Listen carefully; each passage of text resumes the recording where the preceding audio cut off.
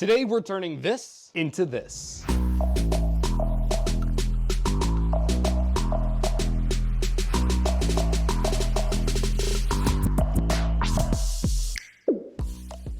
And as you can tell, this is no normal gear locker. I built all of this to the specs that were used in Afghanistan with the KSK. And as much as I love all of this gear, we're not going to be going through a collection video today. If you do want to see that, let me know in the comments below and we might get around to it. Instead, we're going to talk about how I built it. So stick to the end if you want to see the nitty-gritty of me cutting through some of these boards and all that. But let's go through the basics now and show you how I have it organized. This table is where I do all of my video production. Well, most of it. Sometimes you'll see me sitting behind it like in the Roast Your Kit series, or I'll be showing you a top-down view showcasing some cool gear. And speaking of gear, this clothing rack is where I keep my uniforms. I have anything here from LHT combat shirts, EKBs, Cry Precision, all the way through to get to some of my multicam and 3FARB stuff. Right below that, I keep all the pants. Up above, up top, I keep different hats, all my kinds of gloves, and a whole bunch of these sweet things that you guys see in every video, of course. This rack here is a generic one from Amazon, not KSK kosher, but it works for me. And right next to that,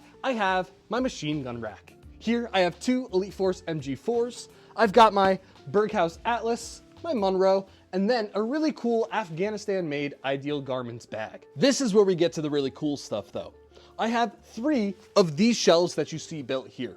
And I built them to model the ones used in the 2020s by the KSK. As it was described to me, and as I have seen in many other deployment photos from other Bundeswehr units, these kinds of shelves were relatively crudely built, although the ones in the KSK photos look relatively nice. Now, I didn't want to use the crazy expensive materials, especially because this was one of my first woodworking projects, so I used something that was very basic. We're going to get into the how-to a little bit later though. Let me show you what each of these has. Up top here, you'll see my mystery wrench bag, some night vision accessories, helmets, and some boot. As we move closer down though, we'll see some of my electronics and cool equipment that's KSK related, including my G-Mags, my JPC, a whole bunch of armor, my XPIs, and a radio. Shifting down, we get more accessories, and this one's a little bit messier, but I still think has some cool stuff. I have a couple TIP-15 panels, my Spesker Hexonia replica, LHT bag, harness, knee pads, and some pretty cool holsters there. As we work our way down to the very bottom, this is where you'll see the plate carrier and some rifles. The rifle rack in there has space for 2 rifles.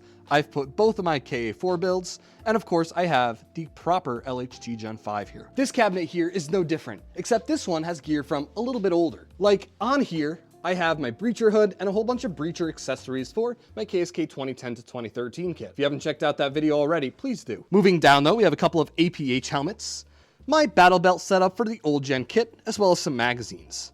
And of course, the lovely Gen 3 plate carrier and the KA1. The top of this one has some of my favorite stuff, such as demilled grenades, some nice drinks, my Lucy's, and of course those old Hikes boots. Moving over, we get a big bag of pouches, my Zebra Armor Sonic, and my coolest shelves. Some of the cool stuff on here includes a whole bunch of books relating to the Kommando Spezialkräfte, different Bundeswehr accoutrements such as batteries, face paint, and earplug case, some postcards, maps and stickers, Cypress balaclava, a very rare piece here. Of course, yeah, you got the Lucy mount, but we have a Task Force 47 shirt, which is pretty cool, a beret, and some other pieces back there. We have my Schlammkreide, Coca-Cola, and some EPA bits. Shifting down, we have what I call the medical corner. We have my KR kit stuff. Now, a lot of the medical equipment here was used by a KSK operator, sent to me, really cool guy, and he gave me some details about this stuff. This isn't a full IFAK, despite what an earlier video of mine said, just parts of it that were left over. My TSSI M9, TC3000, and a cool Cry CPC style front plate bag. I've also got a Bundeswehr issued tip panel, and a Shemagh down there. Last thing here is my Gen 5 in tan and my KA2 build. These are for the Kampfredder kit. So you might be wondering how I tackled this. And as I had mentioned prior, I replicated some KSK ones that they used in Afghanistan. Not only did I think that they looked pretty cool, but I thought they were pretty functional as well. So what I did was I went to Lowe's and I grabbed some plywood. I got 23 out of 32 width for a 4x8 sheet. For all 3 of these shelves, I only used 4 of them, but that's not including the backing sheet that I used, which was some $20 5mm stuff. The dimensions of each of the parts are relatively standard. Each of the shelves, as well as the top and bottom, are 3 feet in width and 18 inches in depth. That also goes for that divider that separates the plate carrier and the rifles. The 2 walls on either side are 6 feet tall and 18 inches in depth. And this made everything relatively easy to put together. Now, I didn't want to cheap out and I wanted to do it right, but I needed it to look pretty clean because as I was looking at the photos, I didn't see any kind of work done. They just looked like they were magically stuck together. But I used pocket holes. The pocket hole screw jig that I used was super easy, and for the amateur person like myself, they were really easy to use. So once I attached the bottom, top, and the sides with the pocket hole jig, I put in the shelves. I started from the top, did 18 inches down, 18 more inches down, and then did the divider right there. For 6-foot tall cabinets, they're very sturdy. Of course, at the end, I flipped it over, slapped the 5mm board on the back of it, and voila, that's pretty much it. However, of course, I did some small minor modifications and details to them, like having the cutouts for the rifles. They did this as well, and I just used some 1/2-inch plywood scrap that I had lying around to use a jigsaw, cut out the notches, and put some other small slats on the bottom so the stocks didn't slide around. I also wanted to have a way to hang my plate carriers. They had theirs attached directly to that center shelf. I wanted to be able to take my plate carrier stand, put it up here, and show you guys in content. So what I did is build separate stands and slotted them right in that bottom cubby. I used 2x3 boards for this, and they were very easy to make. They are nothing fancy, nothing out of the standard, so go look up someone else's review if you want to see how to build those. The last add-on I did was adding these lights. As you can see, I only have 4 of those lights, and I do need a couple more, but those are relatively inexpensive at Lowe's. They're motion activated, although I can flip the switch,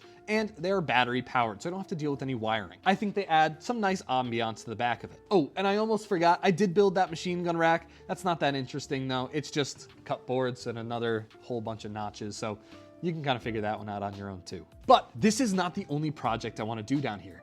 As you notice, this is only for my Bundeswehr stuff. Where's all my other stuff gonna go, especially the Vietnam gear?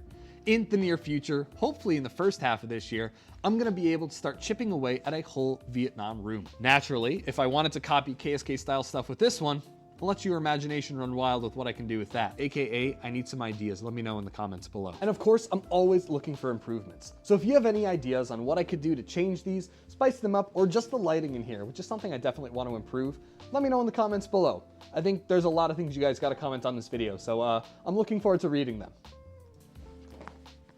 Damn it, we're back here? Whatever.